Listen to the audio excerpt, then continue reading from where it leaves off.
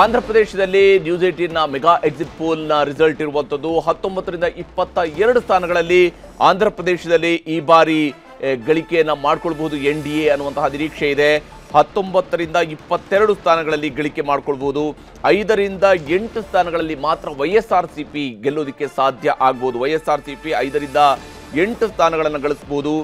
India ಕೂಟ ಇಲ್ಲಿ ಶೂನ್ಯ ಸಾಧನೆಗೆ ಸೀಮಿತ ಆಗುತ್ತೆ ಅಂತೇಳಿ. ಯಾಕಂದರೆ ಇಲ್ಲಿ ಕಾಂಗ್ರೆಸ್ಗೆ ಯಾವುದೇ ರೀತಿಯಾದಂತಹ ಬಲವೂ ಕೂಡ ಹೊಂದಿಲ್ಲ. ಆಂಧ್ರ ಪ್ರದೇಶದ ಮಟ್ಟಿಗೆ ನೋಡೋದಾದರೆ ಆಂಧ್ರ ಪ್ರದೇಶದಲ್ಲಿ ಬಹುತೇಕ ತನ್ನ ನೆಲೆಯನ್ನು ಕಳ್ಕೊಂಡಿರುವಂಥದ್ದು ಕಾಂಗ್ರೆಸ್. ಹೀಗಾಗಿ ಅಲ್ಲಿ ಈ ಬಾರಿ ಇಂಡಿಯಾ ಕೂಟ ಶೂನ್ಯಕ್ಕೆ ತೃಪ್ತಿ ಪಡಬೇಕಾಗತ್ತೆ. BJP 4 ರಿಂದ 6 ಸ್ಥಾನಗಳಲ್ಲಿ ಗಳಿಕೆಯನ್ನು ಮಾಡಿಕೊಳ್ಳಬಹುದು ಅನ್ನುವಂತಹ ನಿರೀಕ್ಷೆಯೂ ಕೂಡ ಇದೆ.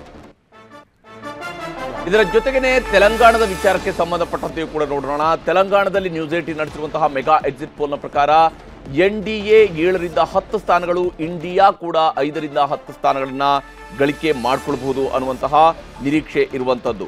NDA 7 ರಿಂದ 10 ಸ್ಥಾನಗಳು, ಇಂಡಿಯಾ 5 ರಿಂದ 8 ಸ್ಥಾನಗಳಲ್ಲಿ ಗಳಿಕೆಯನ್ನು ಮಾಡಿಕೊಳ್ಬಹುದು. ಇಂಡಿಯಾ 5 ರಿಂದ 8 ಸ್ಥಾನಗಳು, ಇದು ಕಾಂಗ್ರೆಸ್ಸೇ ಗೆಲ್ಲಬಹುದಾಗಿರುವಂತಹ ಸೀಟ್ಗಳು ಅಂತ ಹೇಳಿ. BJPಯು ಇಲ್ಲಿ NDA ಅಂತ ಹೇಳಿದ ತಕ್ಷಣ ಅಲ್ಲಿ BJP ಕೂಡ 7 ರಿಂದ 10 ಸ್ಥಾನಗಳಲ್ಲಿ BJP ಗೆಲ್ಲಬಹುದು. ಹಾಗೆಯೇ 5 ರಿಂದ 8 ಸ್ಥಾನಗಳಲ್ಲಿ ಕಾಂಗ್ರೆಸ್ ಗೆಲುವನ್ನು ದಾಖಲಿಸಿಕೊಳ್ಬಹುದು.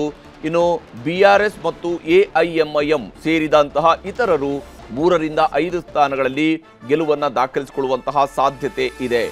ಈ ಸಾಧ್ಯತೆ ಈಗ ಕಂಡು ಬರ್ತಾ ಇರುವಂಥದ್ದು. ತೆಲಂಗಾಣಕ್ಕೆ ಸಂಬಂಧಪಟ್ಟಂತೆ ತೆಲಂಗಾಣದಲ್ಲಿ 7 ರಿಂದ 10 ಸ್ಥಾನಗಳಲ್ಲಿ NDA ಅಥವಾ BJP ಗೆಲುವನ್ನು ದಾಖಲಿಸಿಕೊಳ್ಳುತ್ತೆ ಅಂತೇಳಿ.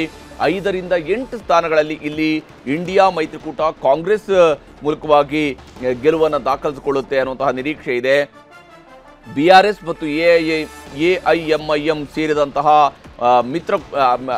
ಇತರರು 3 ರಿಂದ 5 ಸ್ಥಾನಗಳನ್ನು ಗಳಿಕೆ ಮಾಡಿಕೊಳ್ಳಬಹುದು ಅನ್ನುವಂತಹ ನಿರೀಕ್ಷೆ ಇರುವಂಥದ್ದು.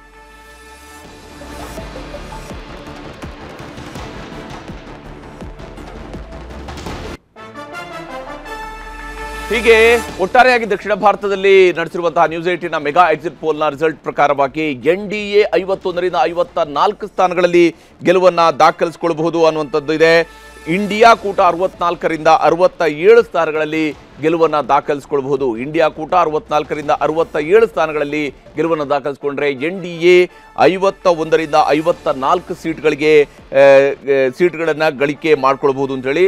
ಇದರಲ್ಲೂ ಕೂಡ ಬ್ರೇಕಪ್ ಅನ್ನು ನಾವು ನೋಡ್ತಾ ಹೋದಾಗ ಭಾರತೀಯ ಜನತಾ ಪಕ್ಷ 34 ರಿಂದ 36 ಸೀಟ್ಗಳನ್ನು ಗಳಿಸಬಹುದು. ಹಾಗೆಯೇ ಕಾಂಗ್ರೆಸ್ 31 ರಿಂದ 34 ಸ್ಥಾನಗಳನ್ನು ಗಳಿಸಬಹುದು ಅನ್ನುವಂತಹ ನಿರೀಕ್ಷೆ ಇರುವಂಥದ್ದು. ಕನ್ನಡಿಗರ ಮೆಚ್ಚಿನ ನಿಮ್ಮ ನ್ಯೂಸ್ 18 ಕನ್ನಡ ಈಗ ವಾಟ್ಸ್ಆಪ್ನಲ್ಲಿಯೂ ಲಭ್ಯ.